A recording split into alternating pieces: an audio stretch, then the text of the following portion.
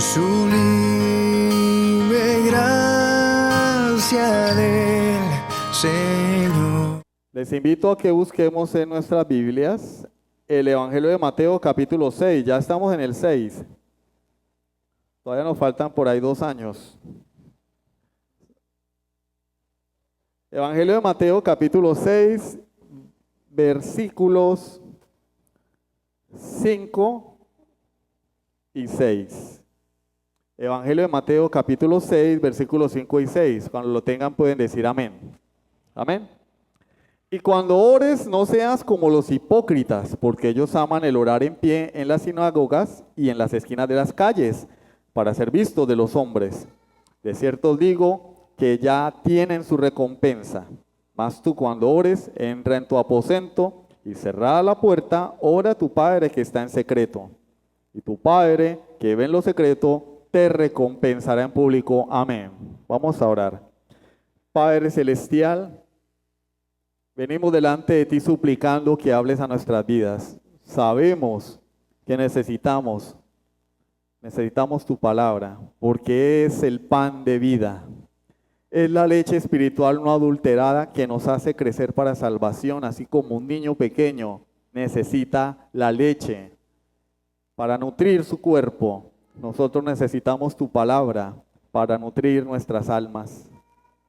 Ayúdanos, Dios, a ser humildes para recibir el Evangelio revelado en las Escrituras. Te lo pedimos en el nombre de Jesucristo. Amén. El primer libro de Samuel, capítulo 16, nos narra el ungimiento de David. Como el profeta Samuel, después que Saúl fue desechado por Dios por desobediente, es llevado por Dios a ungir a un joven en una pequeña aldea como el futuro rey de Israel. Eso nos narra el capítulo 16. Yo quiero que nos centremos en el versículo 7. Y Jehová respondió a Samuel: no mire su parecer, ni a lo grande de su estatura, porque yo lo desecho. Porque Jehová no mira lo que mira el hombre, pues el hombre mira lo que está delante de sus ojos, pero Jehová mira el corazón. Llega Samuel a la casa de Isaí, y el primer hijo que pasa es Eliab, hombre grande, fuerte. Y el Señor le dice: este no es, no mires su parecer, no mires su estatura, yo lo desecho. Yo no miro lo que ven los hombres, miro el corazón. Pasa el siguiente, Abinadab, y el Señor le dice: este tampoco es. Pasa el siguiente, Sama, este tampoco es. Y así pasan todos los 7 hijos de Isaí. Y Samuel, sabiendo que Dios no puede equivocarse, le dice a Isaí: ¿no hay otro hijo en casa? E Isaí dice: ah, sí, el peor es nada, el que no tiene pinta de nada, el que tiene pinta de que no va a hacer nada con su vida, está pastoreando las ovejas. Vamos a mandarlo a llamar a ver si ese es. Al igual que Samuel en ese momento, que la Biblia no tapa los errores de nadie, los hombres de la Escritura no eran infalibles, tenían errores como tú y como yo. Samuel se había dejado impresionar por la belleza de Saúl. Dice la Biblia algunos capítulos atrás que Saúl era hermoso. Hermoso. Y era alto. Sobresalía en medio del pueblo por su estatura y su belleza. Imagínense, ¿se han visto esos hombres que la cara parece de porcelana, parecen hechos por una inteligencia artificial? Así era Saúl. Y cuando Saúl es desechado, Samuel llora. Y el Señor le dice: no llores, no llores por Saúl, perdón. Yo tengo un hombre que de verdad se conforma a mi corazón. Y era un pastorcito de ovejas, un niño. De manera que lo que nos enseña esta ilustración tomada de la Biblia, es decir, esta es una historia de la Biblia, pero la he tomado como ilustración, es que muchas veces tenemos la tendencia a dejarnos llevar por la apariencia. Y de la misma manera hay personas que desean impresionar dando una buena apariencia. Y eso no está mal en sí mismo. El problema es cuando hacemos eso en la vida cristiana. Todos acá venimos bien bañaditos, peinados en lo posible. Pero queremos dar una buena apariencia. Eso no está mal. El problema es en la vida cristiana no se puede aplicar eso. No hay lugar para las apariencias. Leamos el versículo 1, por favor, para recordar. Guardaos de hacer vuestra justicia delante de los hombres para ser vistos de ellos. Apariencia, guárdate. Tienes que abstenerte de exhibir tu justicia, tu devoción, tu piedad, para que los hombres te vean y digan, wow, qué creyente, ¿no? Este hombre es más bueno que Jesús. Guárdate, detén tu pie de entrar en ese camino. Cuando leemos este texto, los primeros 18 versículos del capítulo 6, donde hablamos de la misericordia a través de la limosna, la devoción a Dios a través de la oración, el ayuno, que es mortificar la carne, podemos interpretar que lo que Jesús está haciendo acá es denunciando a los fariseos, denunciando a los hipócritas, atacando la falsa religión. Y si bien ese es un tema periférico, no es el tema central. Jesús acá está hablándole a sus discípulos. Está hablándole a sus discípulos. El tema central acá no es la hipocresía de los religiosos, sino los efectos del pecado en el corazón del hombre y el orgullo que produce el pecado en nuestros corazones, aún en la vida cristiana. De manera que esta enseñanza no es para los incrédulos. Jesús no le está hablando a los incrédulos, le está hablando a sus discípulos. El título de la enseñanza de hoy es la oración correcta. Y vamos a ver 3 puntos. En primer lugar, el engaño del pecado y Satanás. En segundo lugar, una oración egocéntrica y pecaminosa. En tercer lugar, cómo orar correctamente o la oración correcta. Y para finalizar, algunas aplicaciones a manera de conclusión. El punto número 4. Entonces vamos a comenzar por el principio. Primer punto, el engaño del pecado y Satanás. Pregunta, ¿qué es el pecado? De los que están estudiando el catecismo dicen, el pecado es no conformarse a la ley de Dios. Excelente. El pecado es una palabra que viene del griego que significa, amartía, que significa errar el blanco. Yo disparo al blanco, sí, allá hay un blanco y disparamos y no le damos nunca. Como cuando una persona quiere bajar un mango que está muy alto, entonces empiezan a tirarle piedras, ¿no? Nunca le pegamos. Eso es el pecado. Intentar hacer algo y nunca hacerlo. ¿Qué es ese algo? Obedecer a Dios. El hombre intenta obedecer a Dios, pero no puede, jamás lo hace. Esa es la definición de pecado, la definición popular, la definición que tú y yo tenemos en mente. Pero no estoy diciendo que la definición esté errada. Lo que estoy diciendo es que esa definición puede ser malinterpretada por nosotros. El problema no está en la definición, el problema está en nosotros. Que podemos pensar que el pecado son acciones externas. Es decir, el pecado es errar el blanco. Le apunto al blanco, no le doy, es una acción, peco contra Dios. El pecado es el no conformarse a la ley de Dios. Son cosas que yo hago o no hago. Y si definimos el pecado de esa manera, estamos desconociendo algo muy importante, la naturaleza del pecado. Para entender la naturaleza del pecado tenemos que hacer un viaje en el tiempo antes de que el tiempo existiera, cuando Satanás se rebeló contra Dios. ¿Dónde se produjo el primer pecado? ¿En el Edén? No, en el cielo. El pecado se generó en el cielo. ¿Cómo es posible? Allá estaba Dios. Allá nació el pecado, cuando Satanás se enorgulleció tanto que se rebeló contra Dios.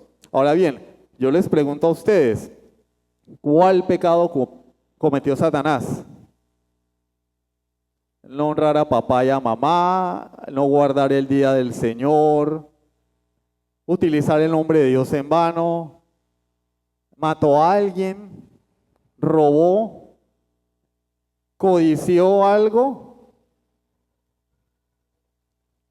adulteró. Si bien en el decálogo la codicia ocupa el último lugar, la codicia es el origen de todos los pecados. Todos los pecados están manchados e impregnados por la codicia. Cuando Satanás pecó contra Dios, él codició lo que solamente le pertenecía a Dios. Pero la pregunta es, ¿la codicia es una acción o es algo que está aquí en el corazón? La codicia es una acción, yo tengo que moverme, tengo que hacer, tengo que dejar de hacer, no. La codicia es una disposición del corazón del hombre. Entonces tenemos que definir pecado en esos términos. El pecado, más allá de las acciones, es una disposición del corazón del hombre. Cuando Satanás pecó contra Dios estaba en el cielo. Leímos el texto de Mateo 4. ¿Cómo fue tentado Jesús? Llegaron unas mujeres en paños menores a tentarlo. Estaba Jesús durmiendo, paseando con los discípulos en una gran cena. No, Jesús estaba en el momento de más intimidad con Dios. Y allí fue tentado. Aún en medio de la devoción a Dios, de la soledad, porque Jesús estaba solo en el desierto, fue a orar y a ayunar. Estaba fortaleciendo su espíritu. Aún allí, Satanás fue a tentarlo. Jesús no pecó porque en él no hay pecado. Pero ¿qué será de ti y de mí cuando somos tentados por Satanás? Entonces el pecado es la disposición al mal que nos acompaña incluso en la misma presencia de Dios. No creas que cuando tú te arrodillas, el pecado no está allí. Satanás tentó a Jesús en el desierto, en la soledad, mientras Jesús oraba. Y el texto de Mateo no nos dice eso, pero el pasaje paralelo nos dice que Satanás se apartó de Jesús por un tiempo. No dice que no volvió, lo dejó por un tiempo. Satanás utiliza dos trampas para tentar al creyente. En primer lugar, sabiendo que el creyente debe orar, porque nuestro texto de Mateo 6 dice, y cuando ores. No dice, tienes que orar, creyente, hijo de Dios. Si eres hijo de Dios, tienes que orar. No dice, y cuando ores. Como cuando le dice, cuando usted esté comiendo, pues estamos dejando claro que los hombres comemos. Cuando ores, los creyentes oran. Cuando ores, no seas como los hipócritas. Y allí aparece Satanás. Uno, la tentación de no orar. No, usted viera, hermano, que yo sí, a mí me encanta orar, yo mejor dicho, yo por mí fuera no comía, no trabajaba, yo por mí fuera me encerraba en mi cuarto a deleitarme en la presencia de Dios. Mentiras del diablo. Mentiras del diablo.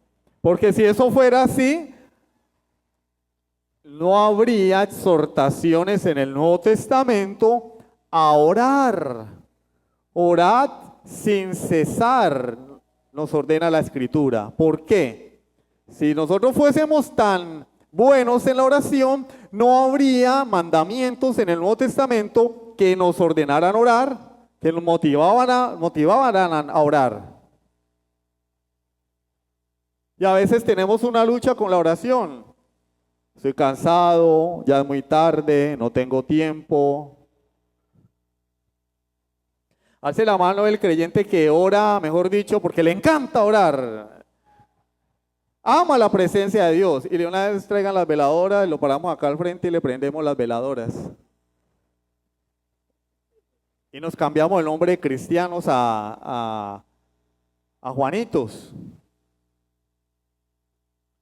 Satanás siempre va a tentar al creyente a no orar, porque es lo antinatural. Lo natural es no orar. La oración es una disciplina, es antinatural, hay que practicarla. Lo natural es no orar, lo natural es vivir la vida, lo natural es acostarnos a dormir si te vi no me acuerdo, Señor. Hay una tentación a no orar. Pero partamos del hecho de que si oramos, no, yo todos los días oro al Señor. Ah, bueno, te felicito. Yo en la mañana lo primero que hago, incluso antes de cepillarme los dientes, es orar. Ni siquiera tiendo la cama, me arrodillo a orar. Excelente. Segunda tentación, la tentación de no enfocarte en Dios. Vamos a estar recordando la parábola del fariseo y el publicano. El fariseo estaba orando, pero oraba ¿con quién? No oraba a Dios, oraba con él mismo. El fariseo estaba orando. ¿Qué estaba haciendo el fariseo? Orando. Yo oro 3 horas diarias. Yo me levanto a las 3 a orar. Yo, mejor dicho, cuando manejo la moto, el carro, si estoy vivo es de milagro, porque yo me la paso orando en la moto, me la paso orando en el carro. Si no me han matado es porque Dios es muy grande, pero yo me la paso hablando con el Señor. El Señor y yo somos llaverías, vea. Uña y mugre, vea.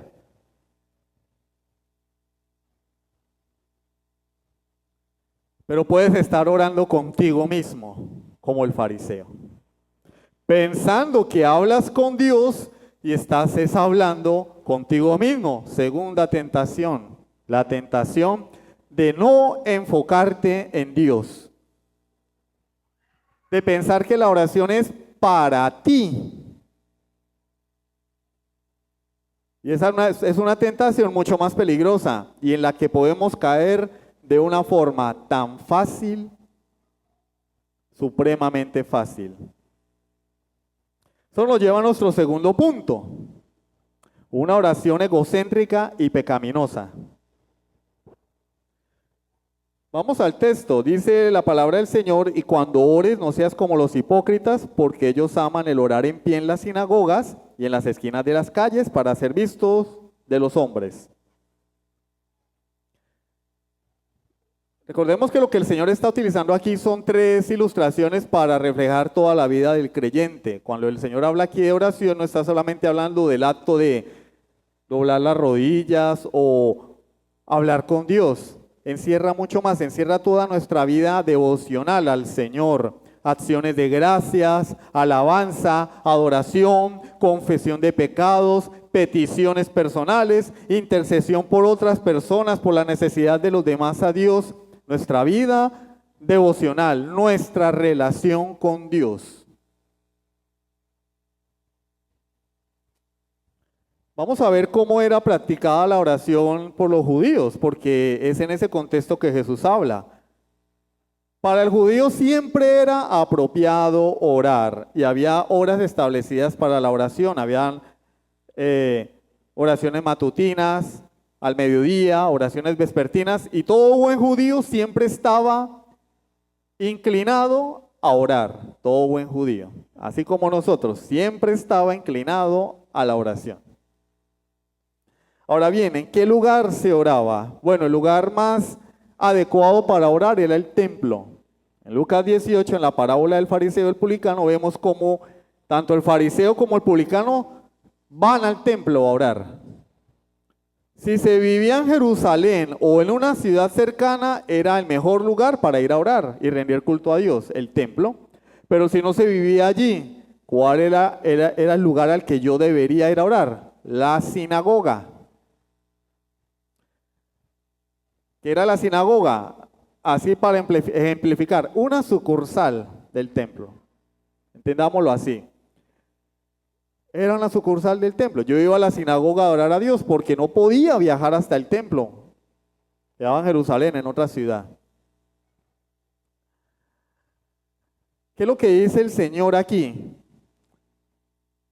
No seas como los hipócritas, porque ellos aman el orar. Amaban el orar. Repito, aman orar. Aman el orar. Pero ¿cuál es el calificativo del Señor para ellos? Hipócritas, Señor, pero ¿no está siendo muy duro con los pobres fariseos y escribas, con los religiosos, Señor? ¿Cómo los llamas hipócritas cuando ellos aman la oración? Pero ¿realmente aman la oración? ¿Sí? Aman la oración. Lo que no aman es al objeto de la oración. ¿Quién es el objeto de la oración?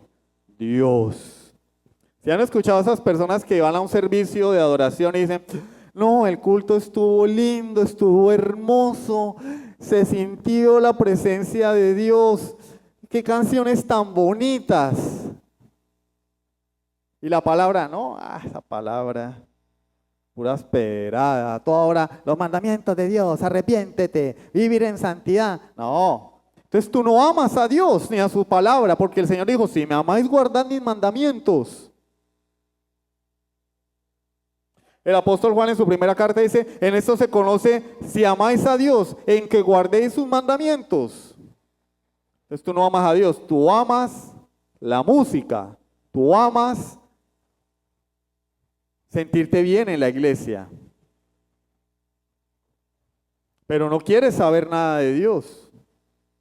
Yo amo la adoración. ¿Cuál es el tiempo que más te gusta del culto? Uy, la adoración.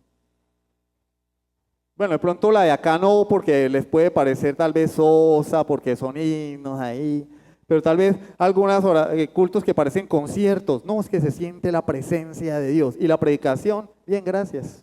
No, ese hermano se iba extendiendo. Media hora predicando, no. Pero 2 horas de adoración, sí. Yo he estado en servicios 3 horas de adoración, sin hablarle mentira. La predicación, 15 minutos. Y la gente sale extasiada. Uy, no, se sintió, se movió el Espíritu Santo. Y la predicación, entonces tú no amas a Dios.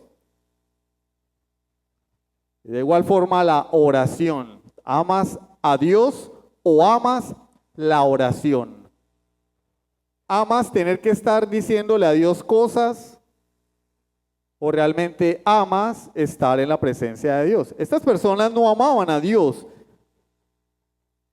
se amaban a sí mismos y amaban las oportunidades de poder ostentar su devoción, de poder hacer un espectáculo con su espiritualidad, con su piedad, utilizando la oración pública. ¿Ya han escuchado a esas personas que pasan a dar un testimonio? No, yo quiero darle la gloria a Dios porque esta semana me paré a las 3 de la mañana y estuve 3 horas en la presencia de Dios. Bueno, si realmente eso hubiera ocurrido, no estarías jactándote de haber pasado 3 horas en la presencia de Dios. Porque lo que trae estar en la presencia de Dios en primer lugar es humildad. Entonces no estarías haciendo publicidad de tu vida piadosa, porque eso es tu relación con Dios. Entonces ya partiendo de allí estás en un problema. Ahora bien, lo que hacían estas personas era hacer una exhibición pública de su devoción a Dios. ¿Eso quiere decir que Dios condena o que Jesús condena la adoración pública? La oración pública en ninguna manera. En ninguna manera. Mire que el ejemplo que el Señor pone en la parábola del fariseo y el publicano es que ellos fueron al templo a orar. No dijo que ellos estaban cada uno en su casa, en privado, orando. No, ellos iban al templo a orar. De hecho, la Biblia, tanto en el Antiguo Testamento como en el Nuevo, promueve las reuniones de adoración y de oración. No tenemos tiempo para ver esos textos, pero es una enseñanza que corre a lo largo de toda la Escritura. Cómo el pueblo de Dios debe reunirse para adorar a Dios. Eso no está prohibiendo la adoración pública, no está prohibiendo la oración pública, no está prohibiendo la oración comunitaria, no está prohibiendo que tú en un restaurante ores antes de almorzar o que te pares en una esquina a hacer una oración. Él no está prohibiendo eso. ¿Cuál es el punto? La motivación. La motivación.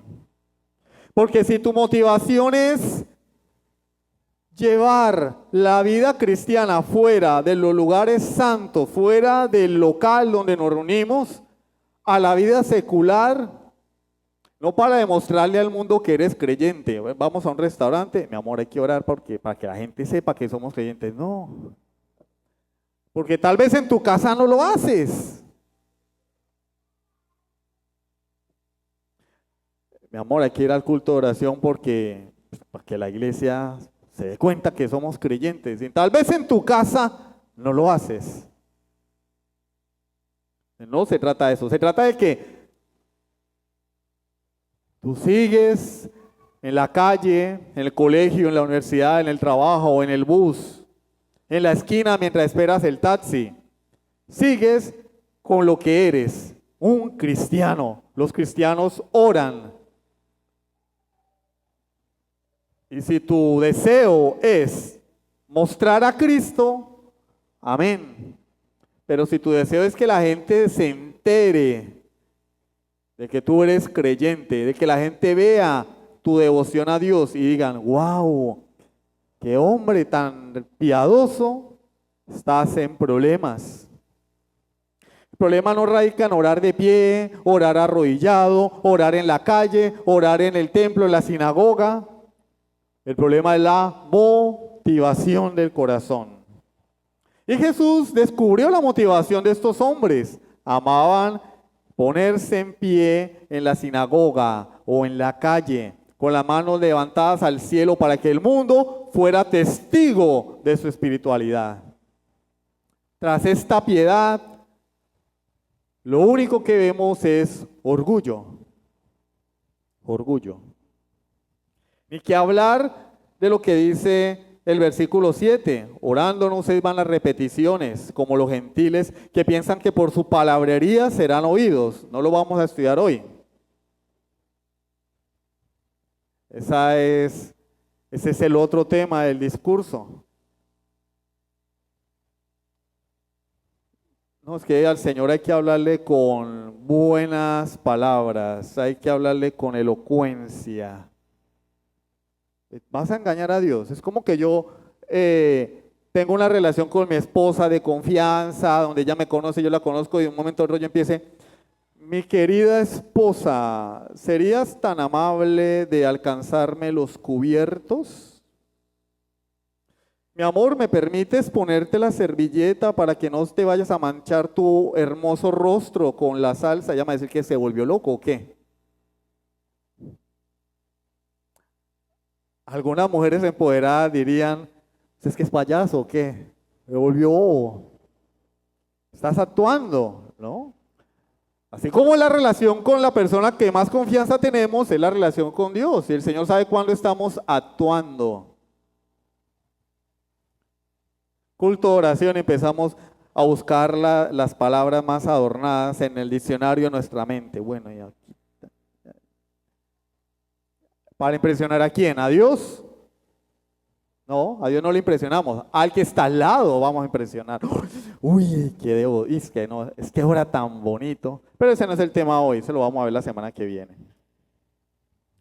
¿Cuál es el peligro con este comportamiento que Jesús censura o que condena?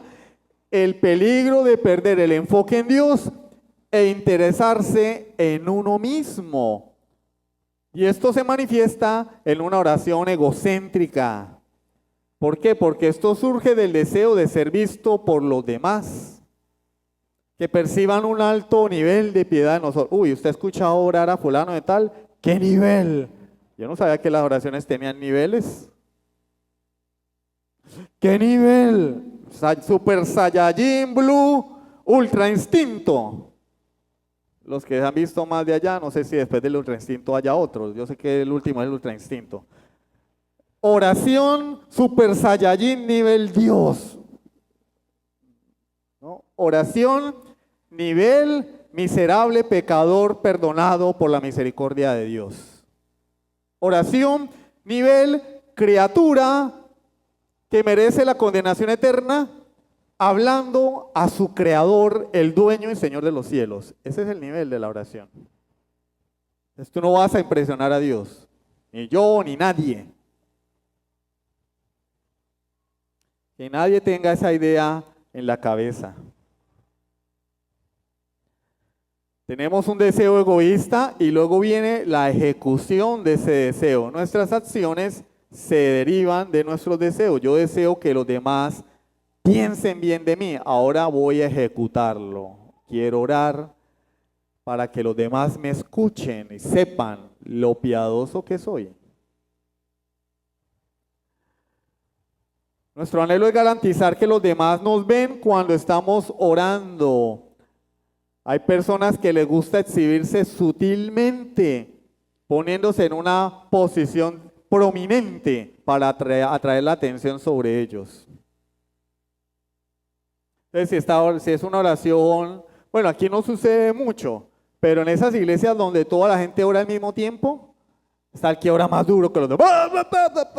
Uy, y los demás, no, qué hermano tan piadoso, ora más fuerte que los demás. Los demás, wow, qué vocabulario, wow, wow. Otros dicen, miau. Este fariseo se dirige hacia el templo para orar, pero está deseoso de producir la impresión de que es un alma tan devota que no es capaz de esperar a llegar al templo. O sea, el Señor de una manera está haciendo una ironía de esto.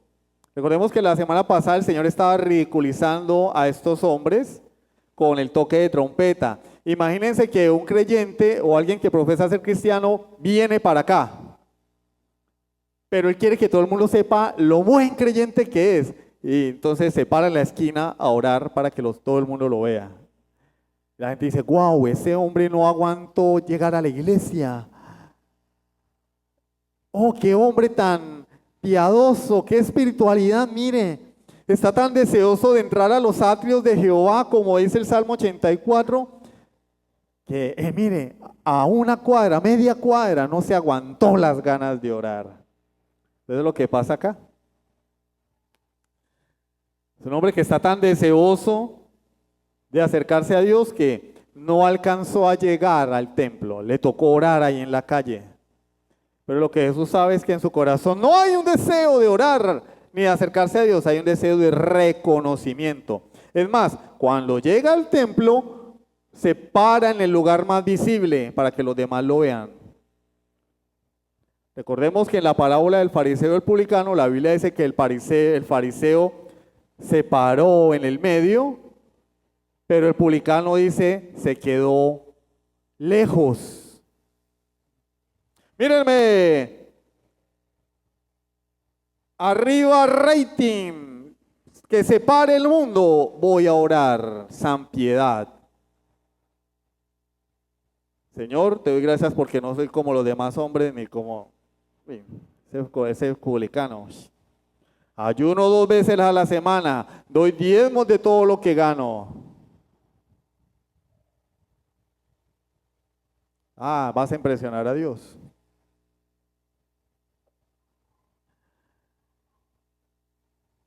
Lo que importa es la motivación por la cual hace las cosas. Ahora bien, alguien puede decir, bueno hermano, pero yo no soy de esos, yo no soy de eso. Mire, yo en la calle no oro, a mí no me gusta dar boleta, no me gusta ser pantallero. Yo voy a un restaurante y como yo sé que la relación entre Dios y yo es privada, es personal, a mí no me interesa que el mesero se entere que soy creyente, ni o me invitan a un lugar a cenar o a almorzar y yo no oro porque a mí no me interesa. Es más, yo no voy al culto de oración porque el Señor lo dice. Entra en tu aposento, cierra la puerta y ora a tu Padre que está en secreto. Sí, hermano, la oración es en secreto. Yo no estoy expuesto a cometer ese pecado de la exhibición de la oración. Bueno, tienes que tener cuidado con eso. Porque como dijimos antes, aún en la intimidad con Dios, aún en el secreto de Dios, el pecado está a la puerta acechándote. No cantes victoria, que porque no eres publicista, no estás haciendo publicidad de tu oración, el pecado ya llegó hasta ahí. O sea, el pecado llega hasta la puerta. Te persigue en la calle, te persigue en la iglesia, pero cuando tú llegas a la puerta, a tu aposento y cierras la puerta, el pecado frena. Freno de mano. Uy, no, ya entró en el aposento. Entró en el secreto de Dios. Imposible. Misión imposible, no puedo entrar, dice el pecado. Satanás no te puede tocar cuando cierras la puerta de tu habitación, ¿no? Ya lo vimos. Jesús fue tentado en la soledad. Cuando estaba buscando el rostro de Dios, fue tentado. ¿Qué te hace pensar a ti que no te va a tentar? Nos va a tentar. El pecado está allí. Aún frente al santo trono de Dios, podemos caer en el pecado de la autoexaltación. El fariseo oraba ¿con quién? Consigo mismo. Entonces el punto no es el lugar. Yo puedo venir al culto de oración. Dios me dio la victoria, vine al culto de oración. Y cuando vamos a orar, Señor, te doy gracias porque yo no soy como el hermano X que no viene. El hermano Y no vino esta noche, tal vez se quedó viendo la novela o se acostó a dormir porque estaba cansado. Yo sí vine, mire, me tocó venirme a pie porque se me varó la moto, Señor. Yo sí, Padre, te doy gracias porque a mí sí me diste la victoria. En cambio, esos hermanos sinvergüenzas que no vienen, pero ten misericordia de ellos, Señor. Claro, pues para ponerle el moño, ¿no? El moño de piedad. Pero, Señor, lo digo para que tengas piedad de ellos. No es porque yo me exalte, Señor. No, yo soy un miserable pecador delante de ti. ¿Qué sería de mí sin ti, Señor? Pero yo sí vine. Es más, tengo un uñero, Señor, y me vine a pie. ¿Cuántos hermanos hay con moto que no vienen al culto, Padre? Pero yo sí vine, Señor. Te doy gracias, porque en medio de mi oración soy una persona humilde, Padre. Podemos caer en el pecado de la autoexaltación. Es más, puede que no lo digamos, pero lo pensemos. Allí en el corazón, nuestros pensamientos. ¡Wow! ¡Qué gran cristiano soy! Esto nos lleva a nuestro tercer punto. Ya hemos hablado de el pecado que nos asedia, el engaño del pecado de Satanás, de una oración hipócrita y egocéntrica. Bueno, entonces, ¿cómo hay que orar, hermano? ¿Cómo hay que orar? ¿Cómo podemos orar correctamente? Bueno, ¿cuál es el principio que corre a lo largo de estos 18 versículos de Mateo 6? Guardaos de hacer vuestra justicia delante de los hombres, para ser vistos de ellos. ¿Cuál es el principio que corre allí? Lo vimos la semana pasada con el tema de la misericordia. ¿Qué es lo que importa? Que estamos delante de Dios. Lo único que importa cuando tú vas a hacer algo, cuando tú vas a orar, es quien está allí. Y el que está allí se llama Jehová. Dios, el Señor, está mirándote. Eso es lo único que importa. Lo único que importa cuando vamos a orar no es quién está al lado, no es lo largo de la oración. Ay, ¿usted cuánto ora? No, yo oro 5 minutos. Ay, pues yo oro 3 horas, 2 horas, 1 hora, papito. Lo que importa no es eso. Lo que importa es que debemos caer en cuenta que estamos acercándonos a nuestro Creador. Lo que importa es que estamos acercándonos a Dios. Eso y nada más es lo que importa. Y mientras tengamos eso presente, todo está bien. ¿Cuál es la fórmula? Entonces, para orar correctamente, tengo que tener aquí entre 100 y 100. Estoy entrando a la presencia de Dios. No de mi compinche, no del pana, no del amigazo, del Dios de los cielos y de la tierra. Él me está viendo, Él sabe todo de mí. No hay nada que yo le pueda ocultar. Ese es el sentir que deberíamos tener. Versículo 6. Mas tú cuando ores, entra en tu aposento y cerrada la puerta, ora a tu Padre que está en secreto. Y tu Padre que ve en lo secreto, te recompensará en público. Entonces vamos a la interpretación rígida, literal y extremista. Sí, hermano, ahí dice que cuando vayamos a orar es en secreto. Yo por eso no vengo al culto de oración, porque ahí dice que es en secreto. Yo por eso cuando me invitan al casa de algún hermano y no oran, yo no digo, hermano, vamos a orar. No, ¿por qué? Porque no quede en secreto. Pues si eso fuese así, entonces no tendríamos que venir a la iglesia, no tendríamos que orar en familia, tener un devocional familiar, no tendríamos que reunirnos en grupo a orar, en la iglesia a orar, porque el Señor dice que nuestra vida cristiana, nuestra devoción a Dios es privada. Entonces, acabemos las iglesias porque ahora cada quien se va a reunir con Dios en su habitación. Pero aunque ustedes no lo crean, hay personas que defienden esto.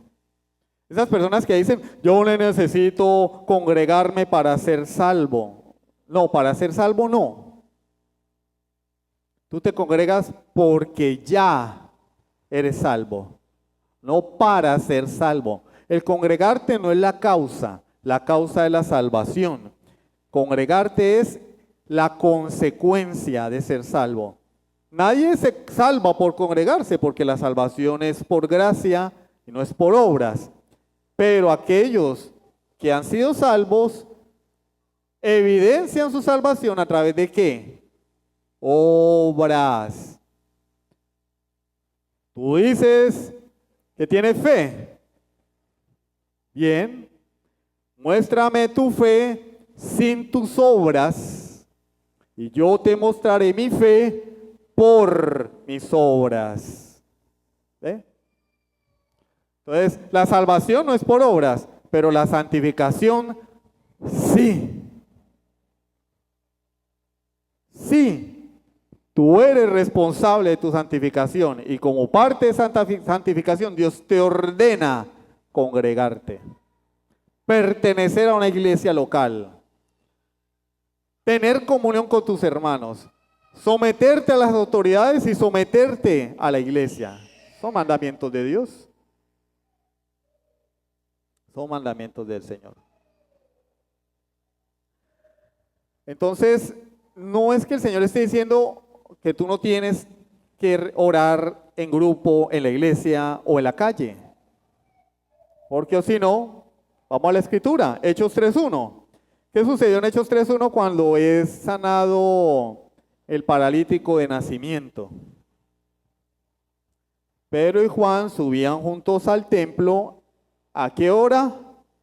A la hora novena, la de la oración. ¿Qué iban a hacer ellos? A cantar, a danzar. No, yo quiero ministerio. No, allá no hay ministerio de danza. Y es que a ustedes, ¿quién les dijo que en la iglesia bíblica se danza. No, pero David danzaba. ¿Dónde danzaba David? ¿En el templo? No. No danzaba en el templo. Si tú en tu vida devocional a Dios quieres pararte de cabeza, cuando cierres la puerta de tu cuarto, eso es problema tuyo. Pero en la iglesia, Pablo dice, hágase todo decentemente y con orden. Oh, pero David danzó. Bueno, pues David no es Jesús. David no es Jesús. Y no danzó en el templo. Los sacerdotes no hacían del culto a Dios una parranda donde se ponían a danzar y se caían al piso y todo eso. No, no, no. Había orden. De la misma manera en la iglesia hay orden.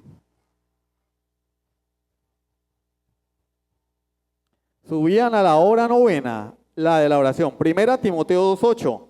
Quiero pues que los hombres oren, ¿dónde? En todo lugar. Pablo le dice a Timoteo, quiero pues que los hombres oren en todo lugar, levantando manos santas, sin ira ni contienda. Y allí están dándole instrucciones a Timoteo. Recuerden que el versículo que resume la primera carta a Timoteo es, para que si tardo, sepas conducirte en la casa de Dios, que es la iglesia, columna y baluarte de la verdad. Pablo le escribe a Timoteo su primera carta para darle instrucciones de cómo debían comportarse en la iglesia. Y allí en ese contexto dice que los hombres oren en todo lugar, levantando manos santas sin ira ni contienda. El culto público no está censurado por la Biblia, todo lo contrario. Daniel 6:10. Daniel 6:10. Cuando Daniel supo que el edicto había sido firmado, entró en su casa y abiertas las ventanas de su cámara que daban hacia Jerusalén, se arrodillaba 3 veces al día y oraba y daba gracias delante de su Dios para que los babilonios se dieran cuenta de su espiritualidad. Eso dice, para que supieran que Daniel era uno de los duros, uno de los 7 generales de Dios. Yo me leí un libro cuando era carismático, que se llama Los 7 generales de Dios. Wow, uno decía, uy, wow, wow, wow, wow, wow, parecía un perro, wow, wow, wow, uy, wow. Y cuando el Señor le habla a través de la escritura, uno dice, no, en serio. Poco de fanfarrones, fantoches, falsos profetas. Aquí no dice que Daniel quería aparentar ser uno de los 7 generales de Dios. No, acá dice, lo hacía como lo solía hacer antes. Esa era su vida. No lo hizo para aparentar, lo hizo porque eso era lo que siempre hacía. Tú oras en tu casa, bendice los alimentos, tienes un devocional en casa. Amén. Y en la calle eso se ve reflejado. Pero tú en casa no oras, no tienes devocional, no lees la Biblia, a la iglesia llegas, bueno hermano, vamos a orar hermano, aleluya. Apariencia solamente. Lamentablemente las personas hacen énfasis sobreenfatizan las palabras del Señor para librarse de la responsabilidad de asistir a las reuniones públicas de adoración, pero ya desmentimos eso. ¿Cuál es la idea del Señor para finalizar este punto? No es que debe haber un cuarto para la oración. De hecho, las casas, la mayoría de casas de aquella época eran como un aparta estudio de una sola pieza. Era una sola habitación, la mayoría de casas, sobre todo los pobres. Una sola habitación, no más. Entonces, ¿cómo hacían para encerrarse en el cuarto? Pues lo que el Señor está diciendo es, si tú tienes más de una habitación en tu casa, busca estar a solas. Pero no es el lugar, es tu corazón.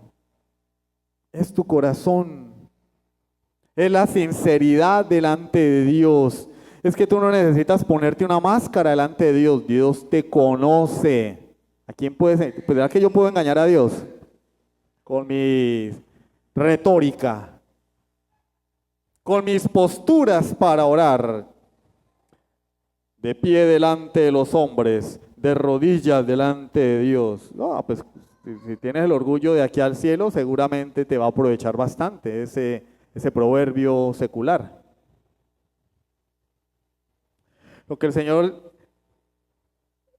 está interesado en decirnos es que tú no debes buscar exhibir públicamente tu piedad para obtener prestigio, para mejorar tu reputación. Lo que Él quiere es que busques en tu corazón ese rincón donde te encuentras a solas con Dios. Porque también puedes buscar estar en un aposento, en la intimidad de tu aposento con Dios. Pero se lo dice a todo el mundo, hermano, mire, mamá o mi amor, hijos, primos, abuelos, vecinos. Y por WhatsApp, hermanos de la iglesia, no vengan a molestarme porque voy a orar. Voy a entrar en la presencia de Dios 3 horas y voy a ayunar. Entonces no me vengan a molestar, por favor. Ay, wow, ya cumpliste con lo que Jesús manda. Precisamente eso es lo que Jesús está atacando. Tu aposento puede ser allí en tu corazón, mientras vas en el taxi, mientras estás parado en la esquina, mientras estás haciendo mercado, mientras estás trabajando, mientras estás aquí en este lugar. Ese es tu aposento, tu corazón, pero un corazón sincero delante de Dios, un corazón sin máscara delante del Señor. No tienes que publicar tu piedad. A nadie le importa. Es entre Dios y tú. Martin Lloyd Jones dice, abro comillas, esto es lo que significa entrar en el aposento. Se puede entrar en ese aposento mientras se camina por una calle muy transitada o mientras uno va de una habitación a otra de la casa. Se entra en ese aposento cuando se está en comunión con Dios y nadie sabe lo que uno está haciendo. ¿Cuál es el aposento? La comunión con Dios. ¿Y qué es comunión? Estar de acuerdo con el Señor. Esa es la comunión con Dios. Lo demás es fachada, mentira, máscaras, falsa publicidad. Cuarto y último, aplicaciones. El fariseísmo religioso aún no ha muerto. La acusación de hipocresía se ha lanzado a menudo contra nosotros, los asistentes a las iglesias. Es posible ir a la iglesia por la misma razón perversamente equivocada que tuvieron los fariseos para ir a la sinagoga. Voy para que los demás vean. No adorar a Dios, sino ganar una reputación de piedad para nosotros mismos. Ten en cuenta que Satanás está acechando y el pecado nos asedia en todo momento. ¿Cuál es la trampa de Satanás? Apelar al orgullo, apelar al amor propio. Ese deseo que tenemos de ser reconocidos y que nadie me venga a mentir, a decir, no hermano, a mí no me interesa la opinión de los demás. Sí te interesa la opinión de los demás. Eso es una mentira del diablo, de decir, no, a mí no me interesa lo que los demás piensen de mí. ¿Te interesa? Publica fotos, publicas comentarios, te interesa la opinión de los demás. Queremos llamar la atención de los demás. Somos por naturaleza ladrones de gloria. Queremos robarle la gloria a Dios. Todo ser humano, desde la caída de Adán y Eva, tiene el ADN contaminado con este sentimiento. ¿Qué quisieron hacer Adán y Eva con Dios? Robarle la gloria, golpe de estado. ¿Qué es lo que queremos hacer los hombres? Robarle la gloria a Dios. Debemos ser conscientes de quién es nuestro enemigo para poder luchar contra él. El énfasis de Jesús en la oración secreta es purificar nuestras motivaciones al orar. Así como decíamos hace 8 días, debemos ofrendar, dar, hacer misericordia por amor genuino a Dios, también debemos orar por un amor genuino a Dios. Pregúntate cuando vas a orar, ¿por qué voy a orar? Pero en lo profundo de tu corazón, bueno, ¿yo por qué estoy orando? ¿Será que orar me hace sentir bien? Estoy pecando, porque orar no es para que yo me sienta bien. Estoy orando porque tengo que cumplir con la oración matutina, la oración vespertina, porque lo tengo en un registro, en un calendario, oración a tal hora, media hora, una hora, tengo que cumplir. Estás pecando.